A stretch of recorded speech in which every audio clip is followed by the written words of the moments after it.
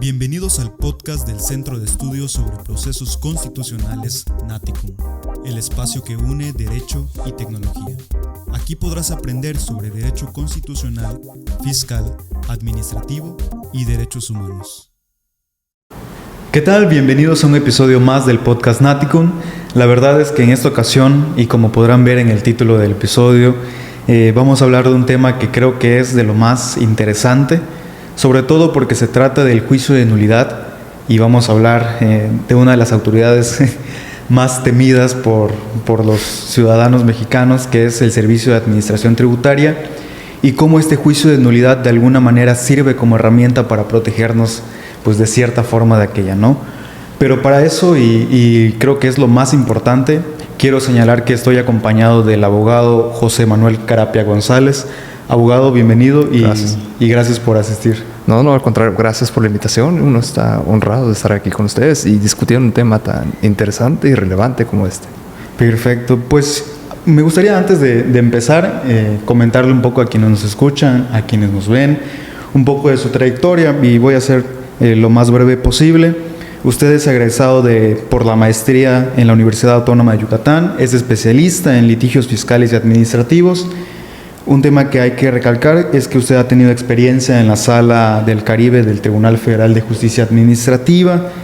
Cuenta además con una experiencia para representar en el tema de la defensa estratégica del Fisco Federal. Por supuesto, tiene el certificado de materia fiscal y tributaria por el Centro de Estudios Superiores en materia de derechos fiscal y administrativo. Tiene una certificación en el combate y control de la corrupción con enfoque presupuestal por la UNAM, la Secretaría de Hacienda y Crédito Público y la Secretaría Ejecutiva del Sistema Nacional Anticorrupción. Y bueno, hay muchísimos más certificados que tiene usted en el tema de derechos humanos, perspectiva de género en la impartición de justicia. Y pues bueno, creo que esto va a abonar muchísimo en la conversación que vamos a tener más adelante. Y para ya ir entrando en materia, me gustaría saber ¿cuál fue su motivación, sobre todo, para estudiarse así, de esta manera, en el tema del derecho fiscal y el derecho administrativo? Sí, cómo no, mi señor padre es la respuesta.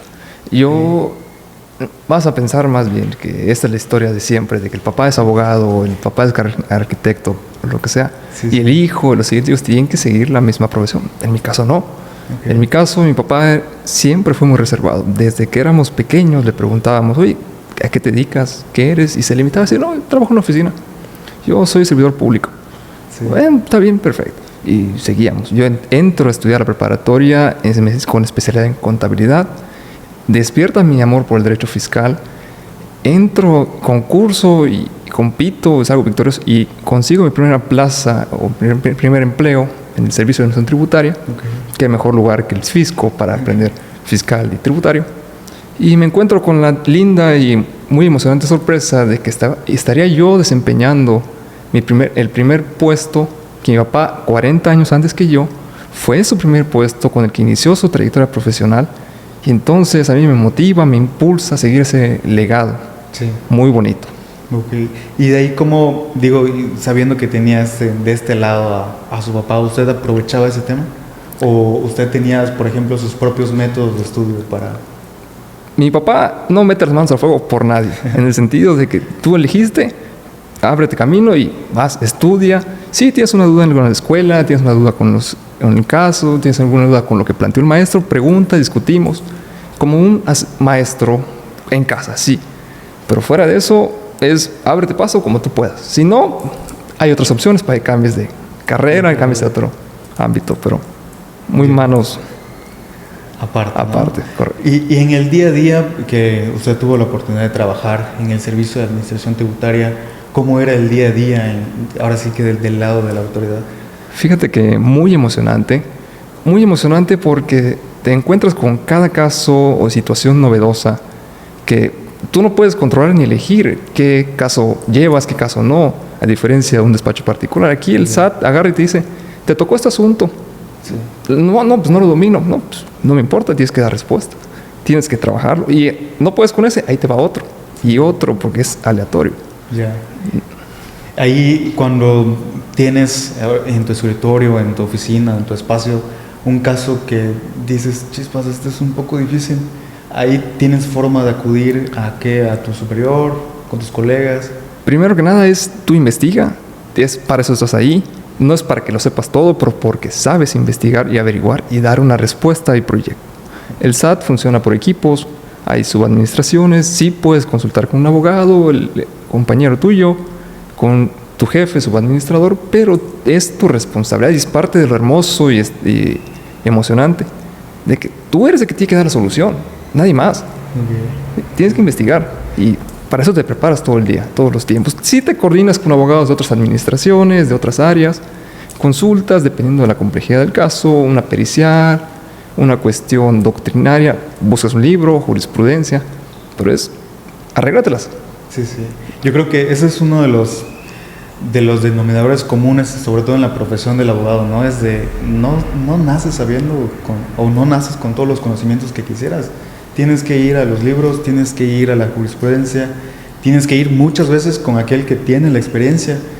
Y ahorita que usted comparte ese tema y que sabe cómo es trabajar desde la administración y que seguramente tuvo la oportunidad de hablar con abogados que iban, digo abogados que se litigan en el tema privado, ¿qué característica diría usted el abogado que viene aquí al servicio de administración tributaria tiene estas características y eso es lo que yo podría recomendar en los demás abogados? Lo más importante que diría yo, y más que te marca como este litigante sí sabe, okay. Este litigante, ahí viene este asunto de este litigante, okay. Es la creatividad. Okay. La creatividad con la que ellos te dejan pensando como autoridad. Sí. Porque aunque eres autoridad y estás limitado en tu forma de accionar mediante la representación, que es confirmar, demostrar y afirmar que está bien hecho lo que hizo tu representada, en este caso el SAT, cuando el litigante te plantea una pregunta que te deja reflexionando, te saca del ritmo de, sí, este asunto está trabajado, es un formato, por así decirlo, o hay una estructura y estrategia ya predefinida, te lo saca y dices, no, aquí hay una, ¿y qué pasa si esto? ¿Y por qué se hizo esto? Vas creando, innovando. Yo por eso he admirado mucho al litigante. ¿Por qué? Porque, reitero, como autoridad te estás acotado a decir, sí, lo que hice está bien hecho y se mantiene para demostrar la legalidad. Como juez, como magistrado, como secretario, tú desenvuelves el misterio y los problemas planteados, pero el litigante crea, el litigante innova, plantea nuevas preguntas. Oye, ¿y esta resolución por qué no se puede impugnar? Okay. O esta resolución no cumple, también tiene que cumplir con estos requisitos, ¿por qué esta no y esta sí? O ¿cómo desvirtúo esto que me pidió la autoridad? Okay. ¿Cómo la acredito? Y esas novedades, muy padre, es una libertad preciosa, y dices como representante del fisco, híjole, me tocó el asunto de este litigante, a ver qué dice, en parte de la emoción. Sí, de hecho, supongo que se deberán entre ustedes y entre pasillos, dirán, bueno, ya vino el abogado José Manuel con un nuevo asunto, ¿qué más planteó, no? A ver a quién le cae. A ver. Y ahora un poquito hablando ya del tema del podcast, una de las cosas que me interesaba de su síntesis y de su experiencia es el tema del Tribunal Federal de Justicia Administrativa y con el tema del juicio de nulidad. Ahí, y para iniciar, me gustaría primero entender o intentar que usted nos explique qué papel juega el tribunal en la defensa del contribuyente o más bien entre la relación del Estado y del gobernado. Sí, por supuesto.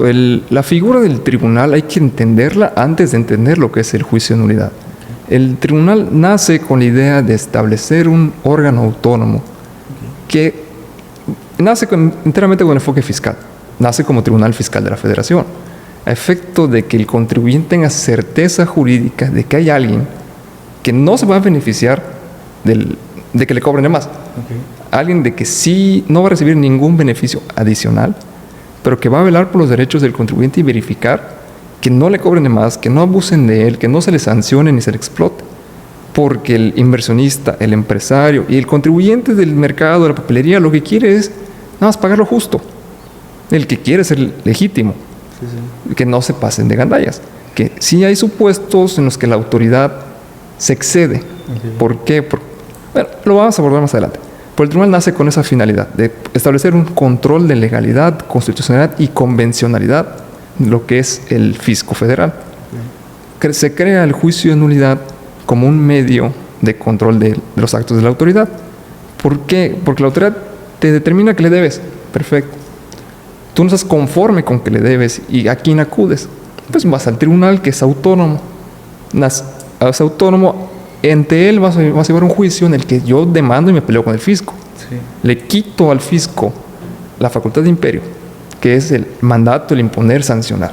Sí. Le quito el carácter de autoridad, pues de cierta manera, y me la traigo al plano de mi demandada, es mi igual en este juicio, para que el tribunal nos juzgue y vea quién tiene la razón de si se excedió o no se excedió, de si está legal o es ilegal, y el acto impugnado cumple y respeta mis derechos humanos, respeta mis garantías individuales, obsoleto el término garantías, pero cumple con generarme mi certeza jurídica.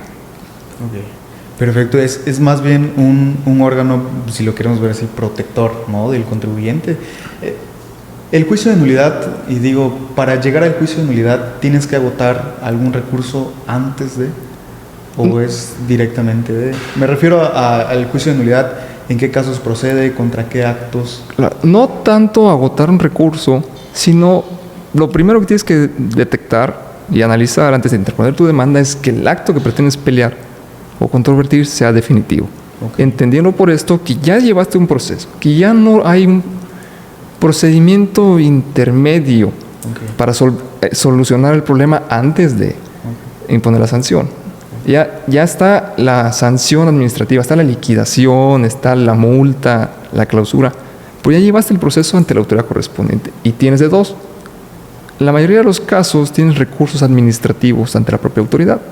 Sí. Oye, reconsidera, analiza, vuelve a revisar lo que hiciste, creo que te pasaste o lo hiciste mal. La autoridad dice, no, lo hice bien. ¿Qué tan común es que diga la autoridad, no, sí lo hice mal? Discúlpame. Habiendo estado en el tema de la autoridad, sí, hasta nos sancionan por montarnos nuestro macho, como coloquialmente se dice, y sostener la legalidad de lo indefendible. Okay. Sí, tenemos que dictaminar en algunos casos de que, oye, ¿sabes qué? Si se cometió este error, déjala sin efectos. Okay. Hay un proceso, hay lineamientos, porque el fisco no quiere desperdiciar tiempo ni recursos defendiendo asuntos que no tiene esperanza alguna de ganar. Okay. Entonces, si hay lineamientos, si hay criterios, hasta te llegan a sancionar y a jalar las orejas por defender lo indefendible. Okay. Sí. Entonces, en algunos casos sí tendrías que agotar el recurso interno, si lo quieres ver. No, eso es para darte con un contexto del recurso administrativo. Okay. Ese recurso administrativo suele ser opcional. Okay. Puedes elegir, lo agotas y en contra de la resolución del recurso ya metes juicio de nulidad y peleas las dos. Okay. O directamente te vas al juicio de nulidad. Ahí entra la estrategia, la sapiencia del abogado. Okay. ¿Qué me conviene más? Ganar tiempo y haciendo un recurso ante la propia autoridad que muy probablemente me va a decir, está bien hecho lo que hice. Okay. O me urge llegar al juicio de nulidad porque necesito la suspensión. Me urge ya sacar el asunto porque mi cliente quiere ya olvidarse del problema con el fisco y anularlo lo más pronto posible. Es parte de la estrategia. Okay. Y consecuentemente, digo, el juicio de nulidad, si ya sabemos contra qué actos procede, si debemos de agotar algún recurso antes, en el juicio, ¿qué reglas se siguen o qué principios? Porque justo mencionaba usted que, digo, la autoridad, pues de alguna manera ya está al mismo nivel que el contribuyente, pero de cierta manera se tiene que cuidar que el procedimiento sea con el debido proceso, de manera legal. ¿Qué principios diría usted que rigen en el juicio de nulidad? Claro, antes del tema de los principios que rigen, hay que regresar un poquito a los actos en contra de los cuales procede. Sí, tienen que ser definitivos y los actos que están listados en cuya en contra procede el juicio están en la ley orgánica. Son 19 fracciones, pero se pueden sintetizar básicamente a los siguientes. Aquellos actos o acuerdos de carácter general que no sean reglamentos, que sancionen o afecten la esfera jurídica del gobernado. En esos casos, para poner un ejemplo, está la miscelánea fiscal, las reglas generales de comercio exterior, que van en conjunto, y aquí se asemeja un poco al amparo, con que sean o autoaplicativas o heteroaplicativas junto con el primer acto de aplicación. Okay. Segundo, sería los actos administrativos en los que la autoridad te finque un crédito fiscal, te sancione, te determine una liquidación, una cantidad líquida a tu cargo. Hay asuntos en los que sancionan o afectan el tema de pensiones de las Fuerzas Armadas, tema de pensiones de civiles a cargo del ISSSTE, hay tema de negativa ficta y también conoce el juicio de nulidad en una vertiente, lo que es la responsabilidad patrimonial del Estado y los juicios de lesividad, que lo podemos abordar un poco más adelante. Pero teniendo ese contexto de algunos de los actos, ya nos vamos al principio. A los principios que rigen principalmente es la litis abierta, el estricto derecho, hay la equidad procesal y la desigualdad procesal. Suenan similares, pero son muy interesantes. Vámonos por el tema de la litis abierta. Sí. Te planteé el ejemplo de que la autoridad me determina un crédito fiscal con una liquidación. Me voy a recurso administrativo, me confirma, ya tengo 2 resoluciones. Me voy a juicio de nulidad, estoy impugnando la resolución recaída de recurso y la resolución confirmada. Las dos. Las dos.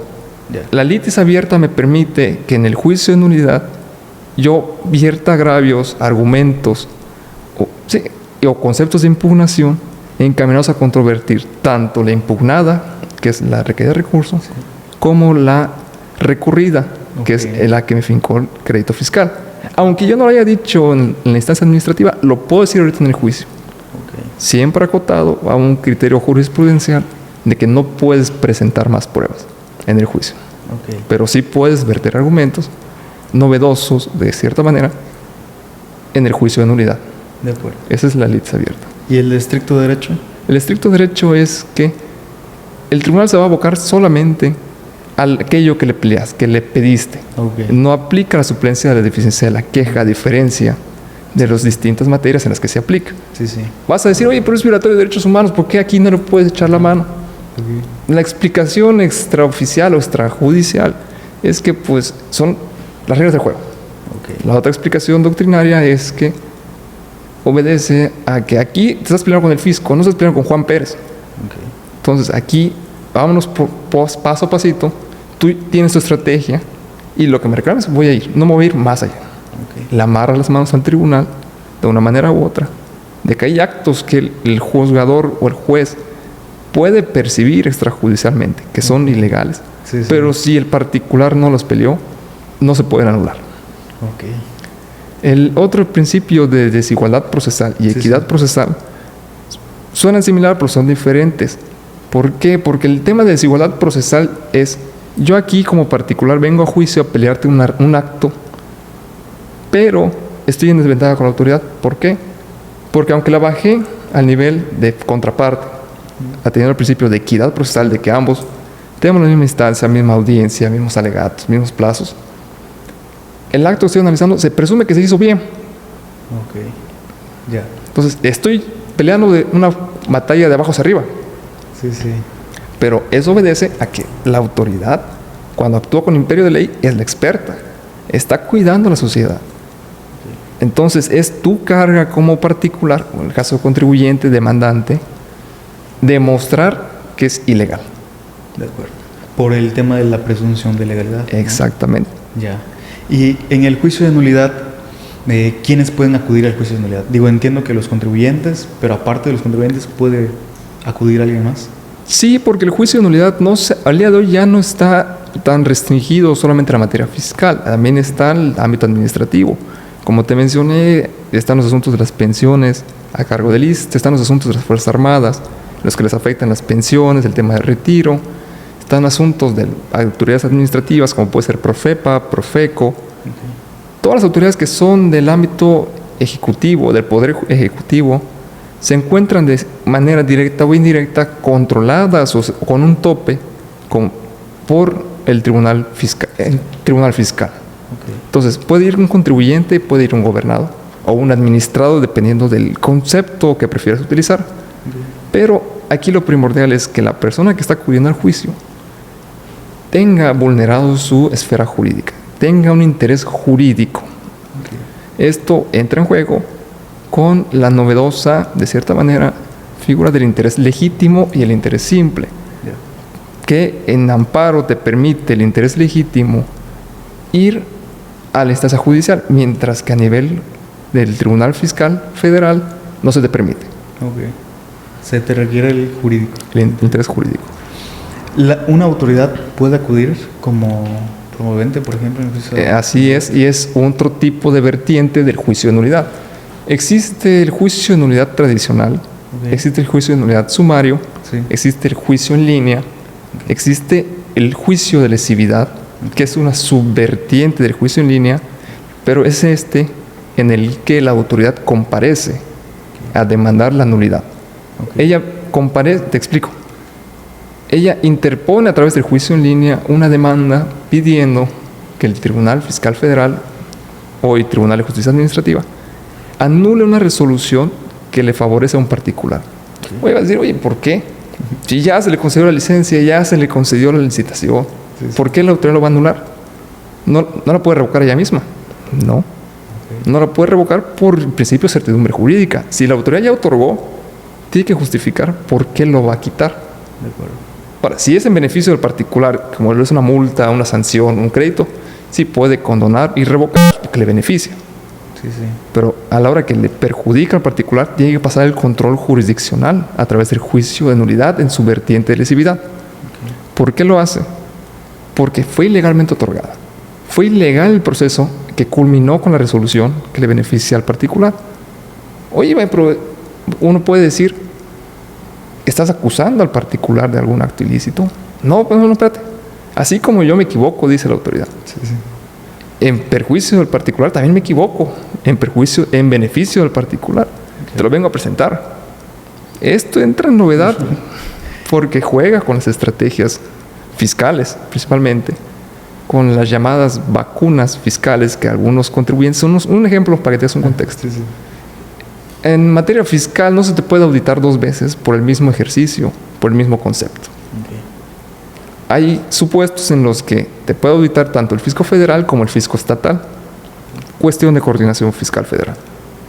Entonces, te audita a ti particular X, el gobierno del estado. Te audita ISR. Resulta ser que le debes 10,000 pesos.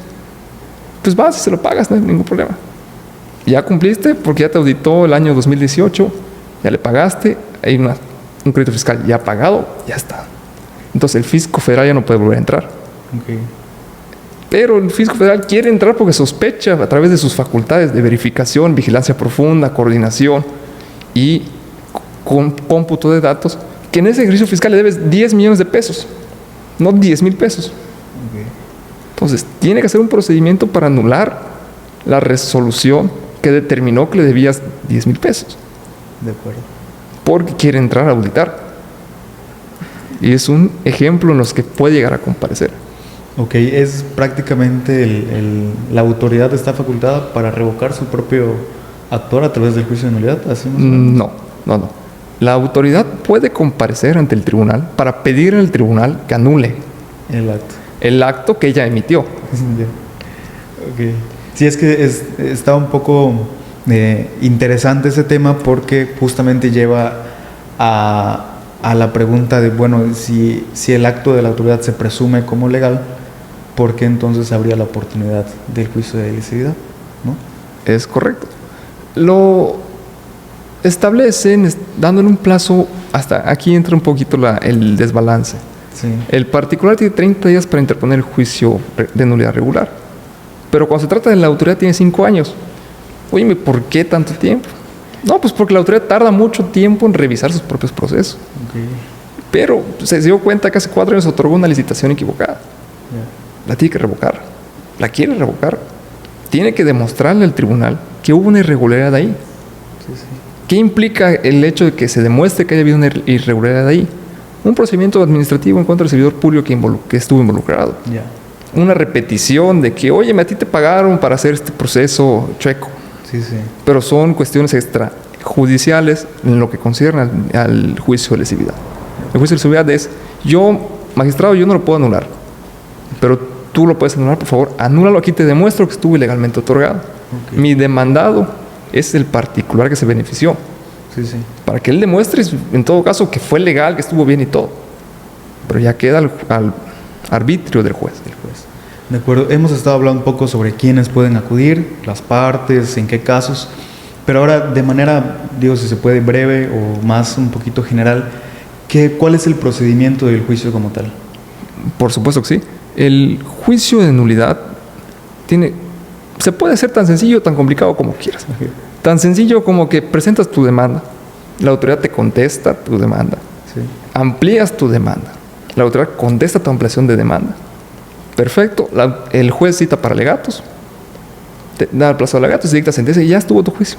Okay. Es tan sencillo como que tú presentas tu demanda y puede caminar solo el juicio. Te despreocupas. Hasta los litigantes se olvidan de que presentaron X juicio hasta que les llega la sentencia. Okay. ¿Que ganamos? No, pues qué bien. Pero puede ser tan sencillo como eso. O tan complicado como que yo presento una demanda diciendo que desconozco cuál es el crédito que me están cobrando, pero me acaban de embargar mi coche. Okay. No sé cuál es. Y demando a todas las autoridades del SAT a nivel federal, de las 32 entidades, porque pues, yo he sido trotamundos. No sé a quién le debo, ni sé qué quieren cobrar. Nada más sé que el día de ayer vinieron mis auditores y me embarcaron un auto y aquí te traigo una nota. Sí. El magistrado tiene que emplazar al SAT, el SAT se organiza. No, yo no soy. Resulta ser que debe ser Nuevo León. Nuevo León tiene que venir a contestar. Contesta y te presentan las documentales de que sí nos debes, sí te notifiqué, aquí están las constancias. Te notifiqué hace 10 años, ¿cómo de que no? Te dan vista de esa contestación a la demanda. Sí. Y tú dices, oye, no, yo no debo eso. No, aunque digas que ahí está la constancia de notificación con mi firma, no es mi firma. Presenta una pericial. O este documento está alterado, otra pericial. Okay. Y tienen que ofreces tu testigo, ofreces tu perito, presentas su identificación, el tribunal te requiere. Oye, acredítame su experticia. Y aquí está, bueno, autoridad contesta. Nombra tu perito. O sea, no, esos son legales, son los originales. O no los tengo, los originales están en Nuevo León, tengo que mandarlos traer. Okay. Esas son copias certificadas, hacer un argumento, reclamas la admisión de la pericial. Se desahoga la pericial, resulta ser que, pues, tu perito dice que no es tu firma. El perito de la autoridad dice que sí es. La autoridad, el juez, magistrado, tiene que nombrar un perito tercero. Yeah. Entonces, va a tener 3 periciales. ¿Y a cuál le va a creer? El hecho de que 2 digan que sí es tu firma y una diga que no, no quiere decir que se tengan que ir con la mayoría. Okay. El juez puede llegar a determinar de que no, estos 2 dicen que sí es, pero no me sustentan por qué. Mientras que el que me dice que no es, me presentó esto, me desglosó esto, y es el experto, y le creo más a este experto que a los otros 2 expertos. Yeah. Pero ya está desahogado el proceso, ya está la audiencia, y eso lo vas a conocer hasta la audiencia, hasta la sentencia, discúlpame. Sí. Entonces, pasamos de un proceso en el que presenté mi demanda, contestaron, contestaron la ampliación y está sentencia, a un proceso en el que presento mi demanda, contestaron, amplío mi demanda y ofrezco pericial, contestan la ampliación de demanda, emplazamos a los peritos, citamos a los peritos a que comparezcan, a que ratifiquen su dictamen. Oye, los peritos no coinciden. Bueno, pues van a traer un tercero.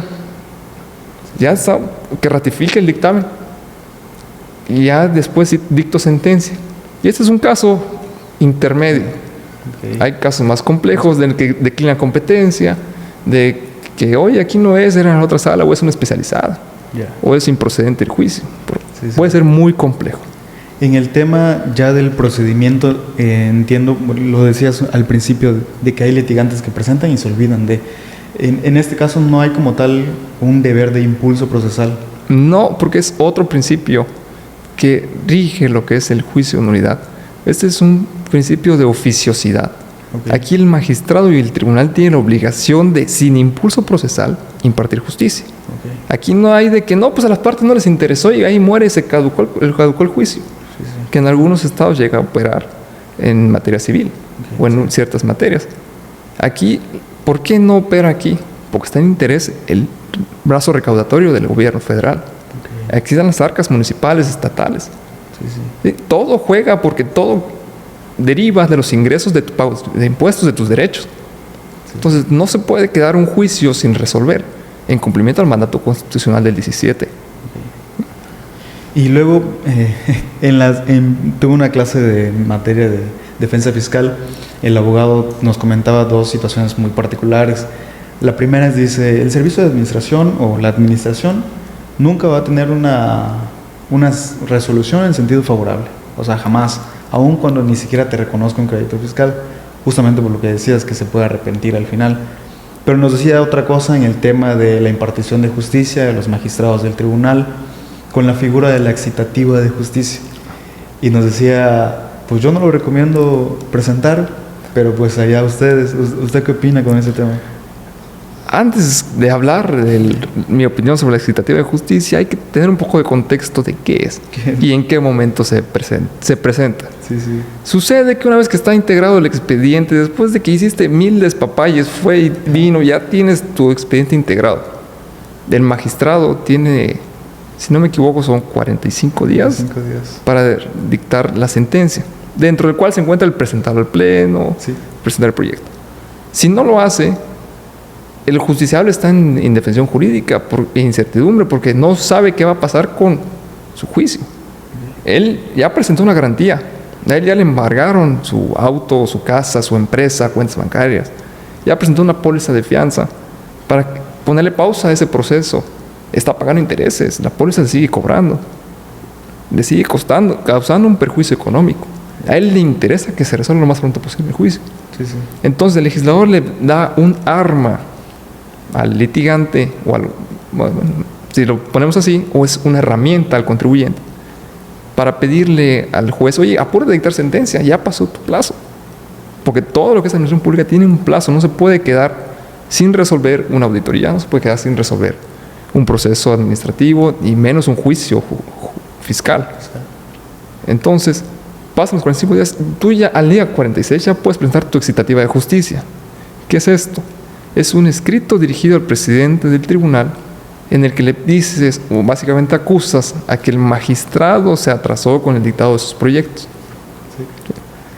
¿Qué hace esto? El magistrado del tribunal manda llamar, remite el escrito, lo que es a la Junta de Gobierno, y determinan si el magistrado incurrió en un tema de responsabilidad, de si se actualiza la excitativa de justicia, si es fundada.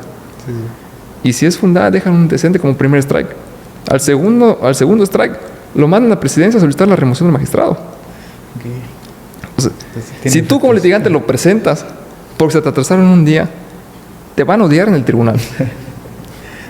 Por eso es por lo que tu docente te dijo, no lo recomiendo. Porque existe, y se tiene que entender, la carga de asuntos que tiene tanto el fisco como el Tribunal Federal de Justicia Administrativa. Son estos expedientes que se les pasa a los 45 días, son conocidos como la lista negra. Hay muchos y el tribunal lo está combatiendo activamente. Pero tienes que medir tu riesgo-beneficio como litigante. Son muy poco utilizadas, pero muy sonadas cuando se ejercen. De acuerdo. Y ya regresando un poquito al tema, perdón que me desvié. Durante el juicio, el tribunal más bien, ¿cómo puede proteger al contribuyente en este caso, del Servicio de Administración Tributaria? El contribuyente puede, al acudir ante el tribunal y durante todo el proceso, puede solicitar medidas cautelares, como esto puede ser la suspensión del acto imputado. ¿Cómo suele manifestarse en materia fiscal? ¿Sabes qué, tribunal? Me acaban de determinar un juicio, un crédito fiscal, diciendo que yo debo 10,000 millones de pesos. Yo no debo 10,000 millones de pesos, yo debo 9,000 millones de pesos. No estoy conforme. Vengo a demandar la nulidad de ese acto. Pero te pido la suspensión para que no me embarguen mis cuentas bancarias porque las estoy utilizando. Estoy pagando nómina, estoy en mi actividad empresarial. ¿Qué te va a decir el tribunal? Sí, cómo no. Yo le digo al SAT que se espere y que no te ejecute el crédito. Pero espérate tantito, me tienes que garantizar el interés fiscal. Porque si la autoridad no se cobra, está en riesgo de que tú no pagues. Y ya tienes una deuda con el fisco de 10,000 millones de pesos. Acredítame y constituye la garantía de interés fiscal ante la autoridad demandada, no ante mí. Entonces, tú como contribuyente vas ante el fisco y le constituyes la garantía. ¿Qué le dejas? Propiedades, bienes, una póliza, lo que sea. El fisco califica y dice, ¿sabes qué? Sí, estoy de acuerdo, está bien, estoy conforme. Entonces, son dos momentos regresando. Vas ante el tribunal, presentas tu demanda y le pides la suspensión. El tribunal de manera inmediata, 48 horas, te concede la suspensión provisional para efecto de que, sí, no te ejecuten, pero constituye la garantía. Y le pido un informe. Le pido un informe a la autoridad. Oye, sí te constituyó garantía. Sí, me constituyó la garantía, entonces ya se concede la definitiva, por así decirlo. De acuerdo. Sí. Y ya avanzado el juicio, digo, depende, supongo no siempre se piden las medidas, ¿no? No siempre se piden, pero son muy comunes. Okay. Son muy comunes. Cuando se piden, se abre un segundo expediente, es un expediente incidental que se maneja por cuerda separada. Okay. Para que, si en el principal está la demanda, te contestan, van con la pericial, todo eso.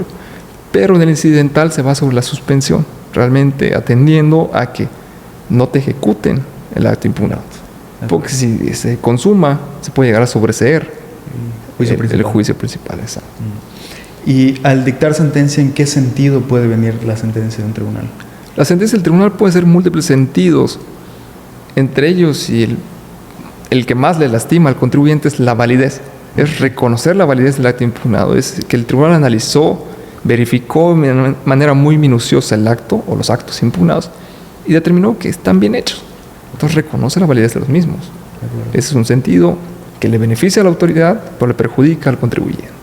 El segundo es el tema de la nulidad lisillana. El tribunal determina que tienes razón, el acto es flagrantemente violatorio del derecho, es ilegal, es inconstitucional, inconvencional, el razonamiento que quieras. Lo anula lisa y llanamente, es decir, ya no existe. Se destruye completamente lo que es el acto impugnado. El otro sentido es la nulidad para efectos de que sí tienes razón, pero tienes razón en una cuestión formal o procedimental. Ordeno que la autoridad, el acto es nulo, es ilegal, pues lo puedes reponer. Repone el procedimiento de autoridad, tienes 4 meses. O el otro que es similar es la nulidad con el reconocimiento de un derecho. Se da en los casos de la responsabilidad patrimonial del Estado, en los que, para tener un poco de contexto, tú resultas afectado por un accidente por culpa del gobierno federal. Le dices, en el caso del Seguro Social, oye, me metí en la operación y me quitaron el órgano equivocado. Sucede. Vas ante el propio IMSS y le pides, oye, dame un resarcimiento porque me afectaste de manera injustificada. Y el IMSS dice, no, yo te operé bien, lo perdiste por tu culpa, por el riesgo médico. Oye, no estoy de acuerdo. Haces tu procedimiento ante ellos y te sostienen, no te debemos nada, no te causamos ningún perjuicio que no tuvieras o que de manera injustificada soportaras. Vas ante el tribunal, le demuestras ante el tribunal de que, óyeme, si se equivocaron o no cumplieron con tal norma que limita cuál es el tipo de hilo, cuál es el tipo de aguja que utilizan. Presentas, acreditas y el tribunal dice, oye, ¿sabes qué? Sí tienes razón, sí te causaron un perjuicio. Entonces anulo la resolución en la que te lo negaron, te reconozco el derecho a que te resarcen económicamente por esa afectación que no tenías que justificar. Y la autoridad te lo tiene que resarcir económicamente, pero el tribunal liquida. Son unos elementos adicionales a su sentencia que tiene que pormenorizar el tribunal. Son esos casos. En dado caso, por ejemplo, de que esa sentencia no te favorezca como particular, ¿ahí se culmina tu forma de defenderte? Si nos vamos a cuestión doctrinaria y técnica, sí. Pero es una tontería, discúlpame, porque se basa en un tecnicismo diciendo de que no hay medio de defensa alguno en contra de las sentencias del tribunal. No hay medio legal, ¿correcto? Pero ahí está el juicio de amparo. Es un juicio constitucional, no un medio legal común y corriente. Pero sí hay un proceso después, hay herramientas para el litigante o el contribuyente para controvertir el razonamiento que haya tomado el tribunal fiscal en su sentencia. Oye, el tribunal no observó tal prueba que yo presenté. O tal prueba que yo presenté, sí es válida, el tribunal me dijo que no. Argumentas en contra del tribunal. Dices que te violaron la Constitución, violaron la convencionalidad y se va al Poder Judicial Federal, quien se manifiesta en este caso como el Tribunal Colegiado de Circuito. Ellos van a analizar si estuvo bien hecho el pronunciamiento del tribunal o no. En amparo, la contraparte tiene el amparo adhesivo, que sigue la misma suerte, que se va a reforzar la sentencia que le beneficia a la autoridad. Entonces, como contribuyente yo tengo el amparo directo. Si la sentencia de amparo directo no me satisface, hay un supuesto muy excepcional que es el amparo en revisión. Para decir, oye, se va a la Suprema Corte. El tribunal colegiado se le fue de interpretación constitucional. O yo hice valer esta violación constitucional y el colegiado no la analizó. O hizo una interpretación errónea. hay esas herramientas. La autoridad, por su parte, y esto es para contexto, sé que no sirve para la defensa del contribuyente, pero para estar consciente de que aunque hayas ganado, hay riesgo todavía. La autoridad tiene la revisión fiscal, que sí es un modo de amparo directo, tiene misma estructura, solamente que está sujeto a más limitantes. Principios de trascendencia, importancia, cuestiones más difíciles de justificar para la autoridad. Porque el gobierno federal y el Congreso de la Unión deciden, oye, tú fisco ya tuviste tus oportunidades, ya actuaste como autoridad, como imperio, ya actuaste como comparecente en el juicio, ya perdiste, ya hubo una autoridad jurisdiccional que determinó que lo que hiciste fue ilegal. ¿De qué te quejas? No vaya a andar gastando dinero accionando el Poder Judicial porque tiene mucha carga de trabajo. Sí. Para cualquier caso de una ilegal notificación, una circunstanciación, cositas pequeñas. Entonces, tiene que ser un principio, un asunto muy importante para llegar y que sea procedente la revisión fiscal. Tú, contribuyente, te puedes defender. Hay revisión fiscal adhesiva. Pero hay una etapa posterior al juicio, a la sentencia del juicio de nulidad. Entonces cada vez se va haciendo más extenso de alguna manera, ¿no? La defensa que tenemos, pues de cierta manera como particulares. Ya lo veíamos que empezaría en todo caso con un recurso interno, el recurso de revocación, podría seguir el juicio de nulidad, a su vez el juicio de amparo en su caso. Y lo interesante es de este tema, sobre todo cuando estás en contra del Estado, o lo que pues muchas veces acontece y lo que mucho se platica tanto entre amigos y demás, es el Servicio de Administración Tributaria, el famoso SAT, que pues bueno, de alguna manera nuestra Constitución igual establece los medios para protegernos de ello, ¿no? Y ya lo hablábamos en el episodio, seguramente los que nos escucharon, los que nos vieron, pues aprendieron sobre ello, y creo que es importante, y aquí quiero aprovechar su presencia y ya para ir terminando, algún consejo que usted pudiera dar a las y los estudiantes de Derecho que quisieran de alguna manera especializarse igual, pues como usted, en el tema de Derecho Fiscal y Administrativo. Primero que nada, que no le tengan miedo al volumen de expedientes, al volumen de los asuntos. Las leyes son muy complejas. Suena que hay muchas leyes y revoltijos y misceláneas y lineamientos específicos. No le tengan miedo. En materia del litigio fiscal, la ley de lo contencioso, la ley federal de lo contencioso administrativo, te lleva de la mano para llevar el proceso. Es una ley relativamente sencilla que parte de ahí y luego vas profundizando. Porque tú vienes al revés. Vienes ya con el problema. Ya está el asunto en sala de urgencias. Tú tienes que irlo llevando. No tienes que ir como el contador o como el auditor al fondo del asunto. Puedes ir cayendo poco a poquito como abogado. Adicional a eso, es muy importante que el estudiante lea. Lea por tema de cultura general, para profundizar. Lea noticias, lea encabezados, lean libros, novelas, porque despierta tu creatividad. Sí. Y la creatividad es esencial para el abogado litigante por la cuestión estratégica. Pensar más allá de lo que se ve, aunque suene trillado, es muy útil. Sacar al abogado contencioso, al abogado del fisco federal, de su rutina, porque él no puede justificar. Este asunto no, porque ya estoy muy cargado. Él tiene que defender todos. Sí. Y si lo sacas de su zona de confort, lo haces trastabillar y puedes tener más éxito. De acuerdo. Perfecto. El consejo en síntesis sería ser creativo, ¿no? Correcto. Ya lo hablaba al inicio igual del podcast, e incluso antes de comenzar a grabar, hablábamos de este tema, la creatividad que debe de tener, no solo como litigante, sino como estudiante de Derecho. Y creo que es un tema de innovación que es necesario, sobre todo en nuestro país. Y pues nada, abogado, de verdad, muchas gracias por acompañarnos, por estar en el Centro de Estudios sobre Procesos Constitucionales Naticum. Y pues no sé si quiera dirigir un mensaje final. Más que nada agradecer la oportunidad de estar aquí contigo, platicar este tema tan interesante como es el juicio de nulidad y hacer patente que el fisco no es el demonio que todos creemos. Tenemos oportunidad de defendernos, tenemos medios de defensa a nuestro alcance y no tenerle terror, sino verlo como que tenemos salida. Es acercarnos a un abogado, acercarnos al fiscalista, que nos dé la estrategia. Que el fiscalista lo ve como una emoción, lo ve como un desafío, ver el acto más complejo del fisco y desarmarlo por completo. Es eso, no paniquearse, no tener terror al fisco y saber que tenemos ciertas herramientas y salvaguardas a nuestra disposición. Sí. Perfecto, pues muchas gracias a todos los que nos vieron, a los que nos escucharon.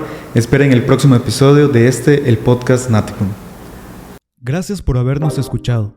Recuerda seguirnos en nuestras redes sociales como @naticum o visita nuestra página de internet www.naticum.com para todo el contenido en materia constitucional, fiscal, administrativo y derechos humanos.